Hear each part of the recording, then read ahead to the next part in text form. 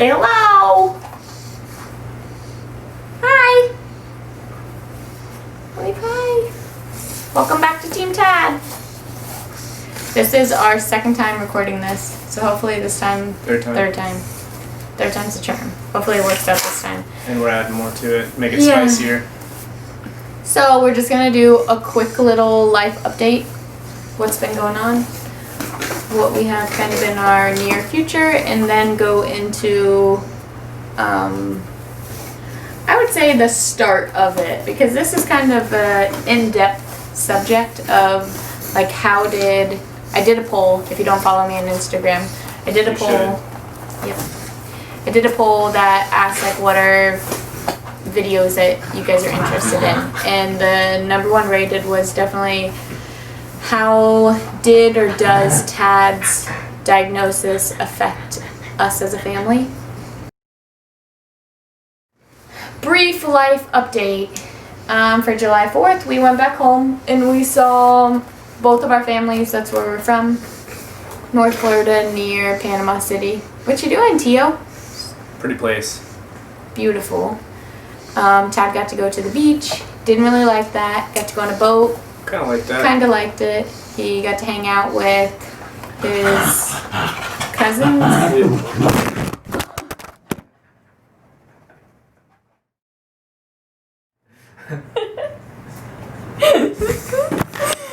Why are you crying? It's okay. Come here. Sorry for the brief disturbance.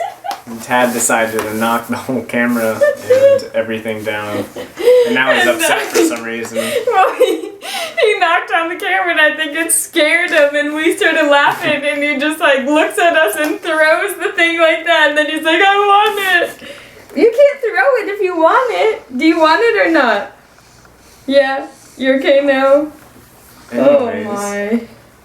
We went You're back home. dramatic. You want it down here? Tad went to the beach and on the boat and saw some cousins. We're not going to put it Both away right now. my nieces and nephew and her cousins.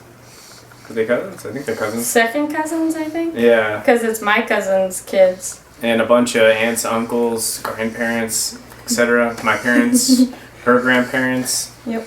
The whole 9 yards. All the family. Oh my gosh, I started having tears in my eyes. I was laughing. So that was for July 4th. Then we came back. I started college. I just finished my quick first summer class. Finally in college. And then, you okay? Tad's getting into school. We're working on that. Tad will turn 3 in November, which is in about 2 months. And when he turns 3, he ages out of, you alright? He ages out of the program he's in right now, which is called Early Steps, and then we have to register him with the public school system.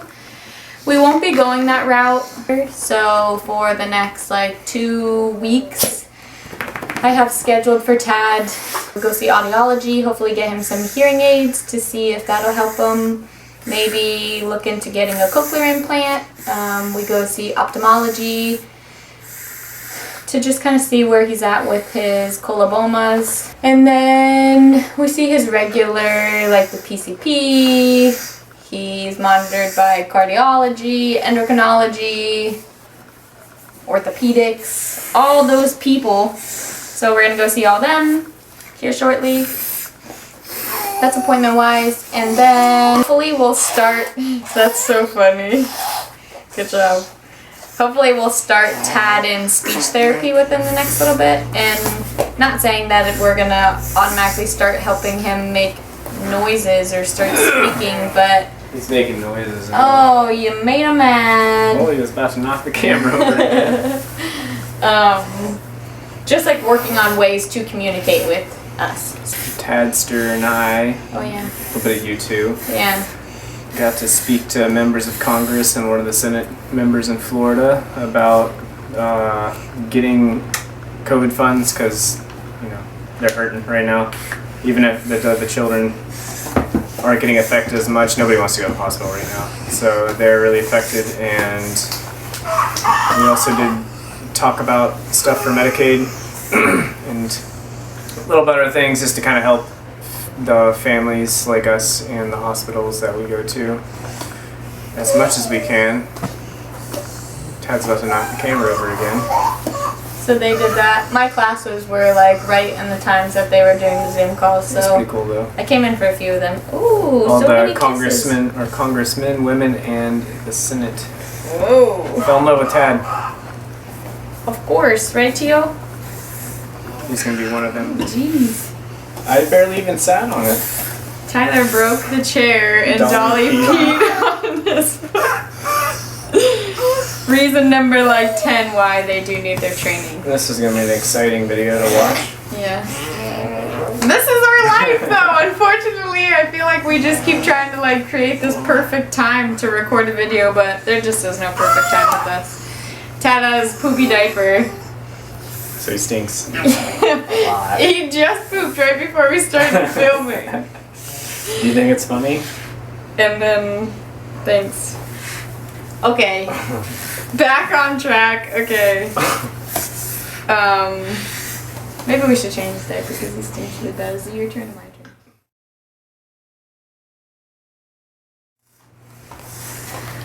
Okay, Tio has a clean diaper now. Welcome back again.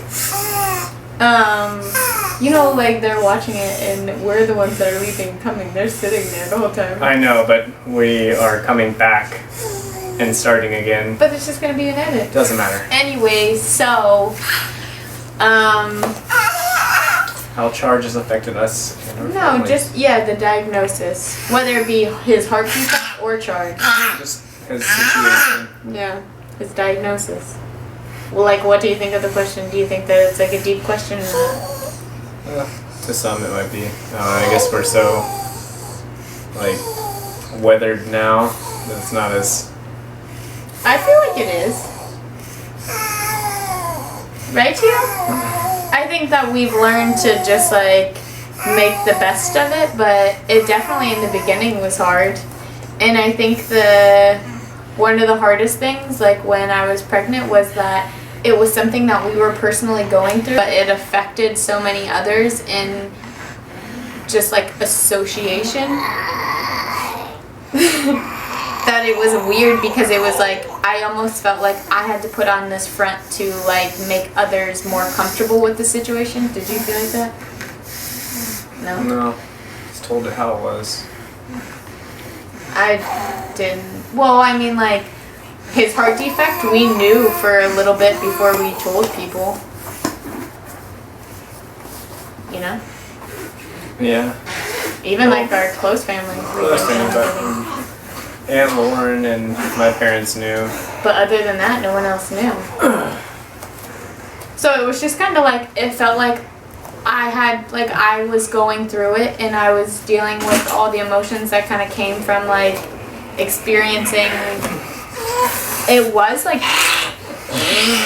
Oh my goodness. It was like traumatizing for me, like especially when I was pregnant, we got the diagnosis. It was like such a shock that it was a lot to go through. And then to like feel like I had to kind of like hold the burden for others was definitely unexpected. I didn't really like think about that. Why don't you just shut the door and then, yeah. I felt like it was personally happening like first person to us, but the people who it was happening like third person to, I felt like I had to kind of like, I don't know, like really take into consideration how that was going to affect them. And that was hard. Whoa. Want to read one of your books? It also, I guess, kind of like affects me differently because of the whole Michelin thing.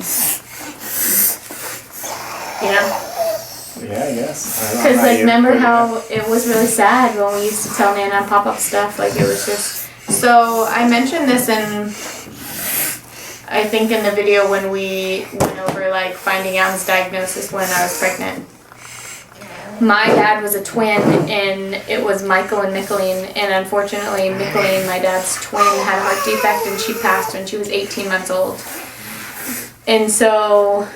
like already previously knowing that when I went to tell my grandparents, that was really hard just because they knew like the struggles that we were about to go through. So I think that was hard, and I think that maybe that, I don't know if every medical parent feels that way or if it was just because of my personal experience, but I felt like that. And I also felt like it kind of changed my relationships with other people. Like, it brought me closer to Lexi, my little sister, but with my other siblings, I don't think that I could say the same. I think if anything, it kind of did the opposite, just because if you're not like know what's going on, it's hard to like relate to like what we go through, I guess. I don't know. I think it kind of brought you and your brothers closer. Yeah, I think me and my brothers are we have a big age gap between us, and I think it kind of showed him finally that I'd grown up. And have you? Has he to you? I'm not this little kid anymore that they have to like give advice to. But I also think it was hard because it's like, imagine if your little brother or sister like had a baby and then found out that the baby's heart, you know, had defects that would require heart surgery, you know, days after birth. Like, I try to put myself in other people's shoes, and I don't know how I would react. I don't know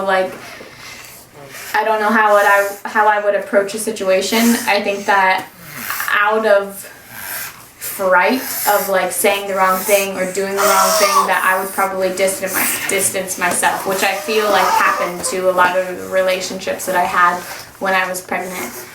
So I don't ever have any like anger towards them. I think I know they that just don't understand. Yeah. But there is a good side to that too. Some of them do understand. Like my parents, I don't know, it was weird. I think my mom was really excited to be a grandmother for the first time officially, because my parents, my brothers are my dad's kids, but so she never really had real grandparents or grandkids. She never had real grandparents. She never had real grandkids, and she like fell in love with the fact that she was gonna have a grandchild, officially hers for the first time, and then she found out about the heart defect. But she's like all about Tad now, and I was talking to my dad last time when we were just down there, and he said, like, I told him something, and he said, yeah, it was along the lines of like, once you have a kid with some kind of like medical abnormalities, you start to understand what it's like for other families, and you look at people who have to go through that stuff a little bit differently. And he said, yeah, you're exactly right. Me and your mother looked at, you know, people like that a little differently up until Tad came along. So it like, some people kind of, it opens a light to them to like, I don't know. Yeah. Look at things differently and see it from a different light. Which makes me want to cry because it's like it's a blessing, I think. I think that you can make it a blessing, or you can make it something that's like a sad story, or like poor me, which I don't think that we've ever. No. I think that if anything, we did the opposite. Yeah, he came when I needed him most and helped me realize the things I needed to get on track with in life. I agree. But I think that it's just that thing. You just got it kicked in the face. Why do you always want to be with him and then you cry for me? So yeah, I just think it's such a complex thing, and I think it's really, yay! I think it's a beautiful thing if you embrace it, and I think that like if I had to, which I have had family members of somebody who was getting their child was diagnosed or such, and I think my main thing that I've always said to them when they would message me is that like, just be there. Whether you know what to say or not, like your presence makes a huge difference, because it's such an isolating thing as is. Like having a child that has medical defects, you can't just like bond and relate with family or parents because they don't go through what we go through, and it just, you feel very alone. Like having your child diagnosed is just something that doesn't happen to everybody. It's common, but it doesn't happen to everybody. So I think that like just being supportive, whether it be in just like saying if you need to talk, I'm there, or if it's like tell me about the diagnosis, like, you know, do you want to vent to me, whatever. Like my little sister and I are so close now because during my pregnancy it was just like we kind of like went through the ride together. So it was nice to have somebody that kind of just like, I can't talk about this stuff without crying. I feel like Tyler can just like talk about this stuff like doesn't even faze him, and then I go to talk about something about Tad and I'm like, ah! In part because I was raised on war stories. Yeah, I was By my dad. But I just think it's interesting, and I think that it's interesting to share like our take on it, because I think that it's easy to just kind of like isolate ourselves and go into a hole. But it doesn't really make anything better. Like it doesn't make anything easier. It'll all come up eventually. If you hide it, you gotta let it out. You gotta like. Which now that Tad is 2 years old, I feel like both of our families are super accepting of Tad. I feel like they all love Tad. Yeah, it was a little weird at first, but I think that was a lot to do with the fact that we were, you know, in the hospital for 7 months straight, and then in and out for every other week at a time to every other month, and nobody really got to meet him for the first almost a year. Pretty much, it was like a couple of people, maybe a little bit more. And it's like you have to look at it from their point of view. Like a lot of people, even the doctors. So I'm not gonna say like, oh, my family or your family's bad for thinking that Tad wasn't gonna make it, because none of us what they're talking about even. Yeah. So the doctors didn't think he was gonna make it. I can't blame our family for not thinking he was gonna make it. Or think that he was gonna do anything he's doing right now. So it's like, I don't blame them for like not wanting to connect with him or get attached to him because they didn't know if he would be here. Yeah, like Aunt Lauren's relationship with him. Yeah. She took us in, and she did.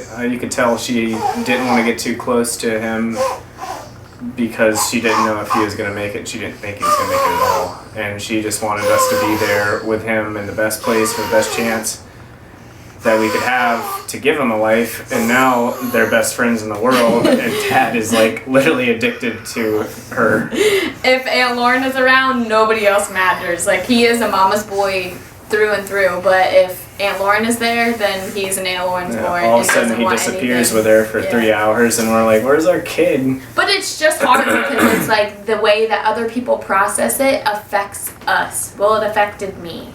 And so it was hard that like if somebody like distanced themselves or isolated themselves, like it made me feel a certain way because I felt like one, I didn't have the support that I wanted or needed at the time, and then two, it also made me feel like we disagreed on something, so it was kind of, oh no, what happened? He closed the door on his finger. Oh no! Theo, how are you always hurting yourself? Oh. Let me see. This hand? You've had Right worse. there. You're fine. It's okay. Poor dude. But Welcome to our life. yeah, this is kind of just like Tad's so mobile now that it's like he's always getting into something or It's getting either them or the hurt. dogs. Yeah. Yeah. You don't want to hear that. But I don't know, I think it's an interesting thing. I think that just like life, what you make it, like a certain circumstance or a situation that happens, like you can use it to bring you and that person closer, or it can be used to kind of like drive a wedge in between you guys. Don't get us wrong. It is very hard when you're going through it. We had some rough points while we were going through the midst of it. And, which I guess is a good point to touch on, is that like our relationship during this.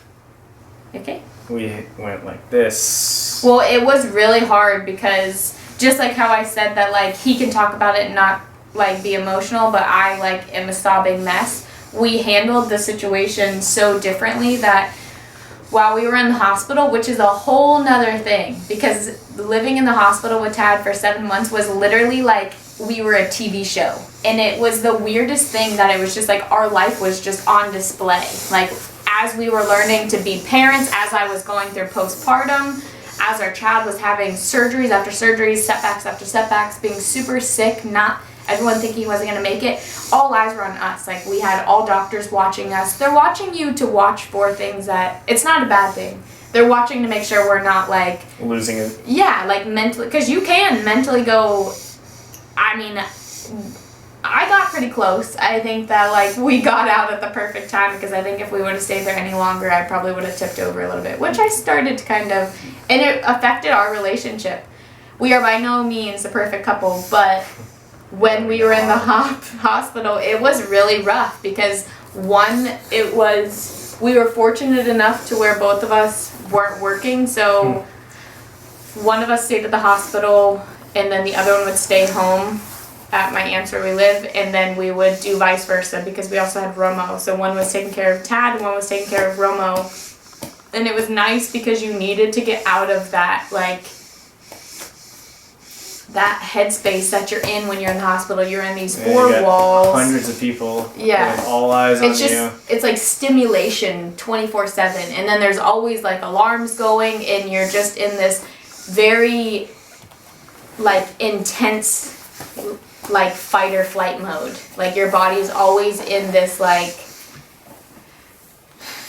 just let him be. In this like very I don't even know. You're just like, you're drained when you walk out of the hospital every day. Even though we got every other day off, it was still really hard. It was hard. And then it started to affect us like each individually, and then we started disagreeing on like how we wanted to approach things, and it was really hard. Like we were 25 and 24. 25 now. Okay, so 24 and 23. He's almost 30. Okay, so You were 20. like 23 and I was 22, I think. Anyways, around that age, we were having to make decisions to like,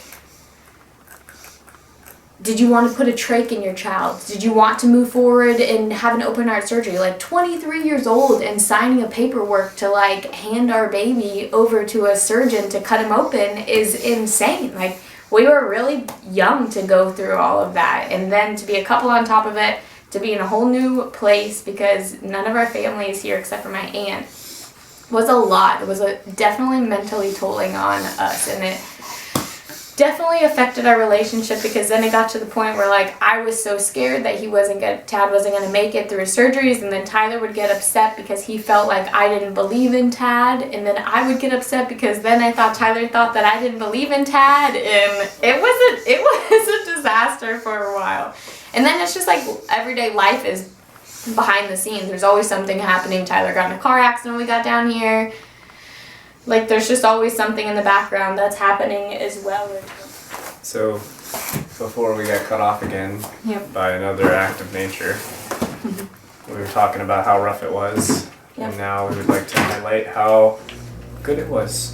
Because it, like, as much as it was rough, and we said, like, sometimes it was hard with our family, like, just, like, processing the emotions that they were taking away from our situation, they also did, like, and still do, like, our families are both amazing, and they've both like been amazing, supporting us and loving us, and like they're always there when we need them, and even if we don't ask for it, everybody, even the ones you wouldn't really expect to, kind of step up and surprise you and want to help, and you'll think that, you know, like, you go through such long periods of not seeing people or talking to people because you're just so busy and they're so busy and you live so far away, and then they'll do something for you out of the blue and you're like, oh man, it's nice, you know, kind of rekindling with family and realizing how much, and friends even, and just people, realizing how much people want to do to help.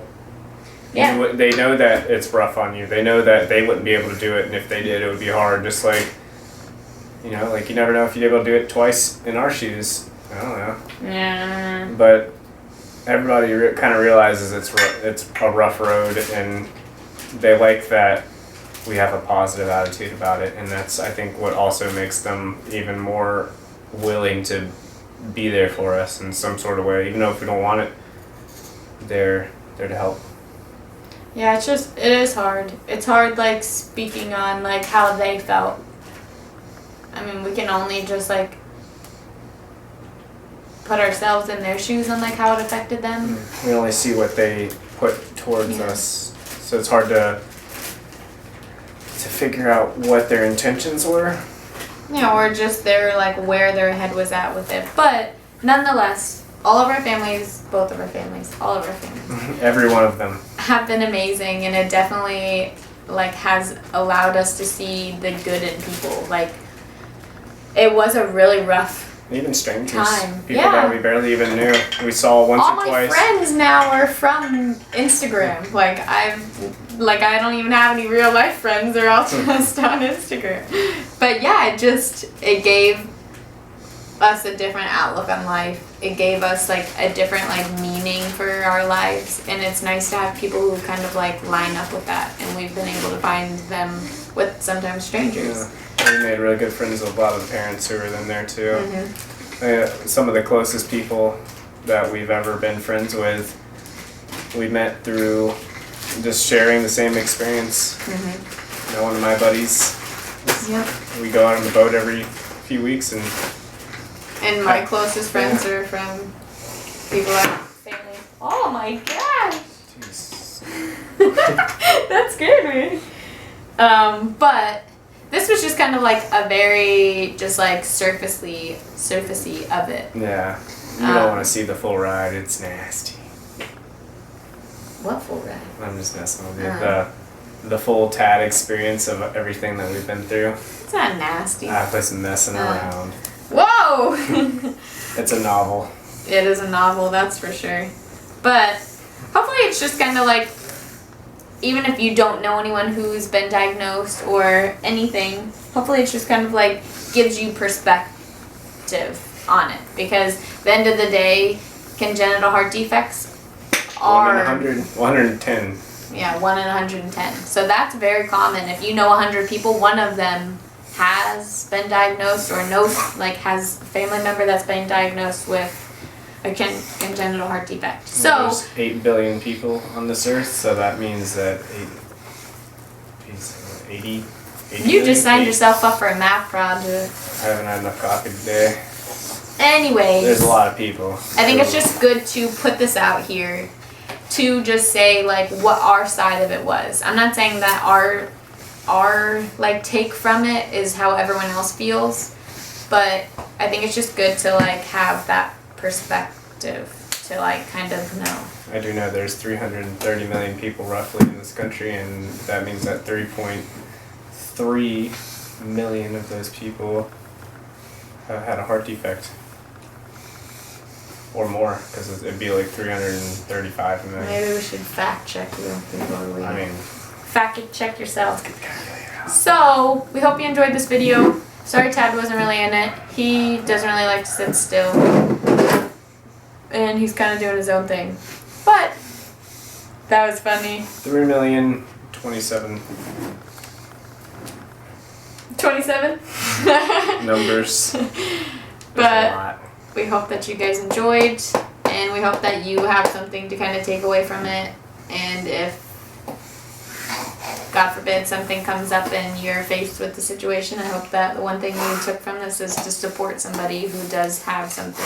If you have more questions, reach out to us on social networks or on this video or wherever you please. Comment down below. And we'll see you next time. We love you. Can you wave bye-bye?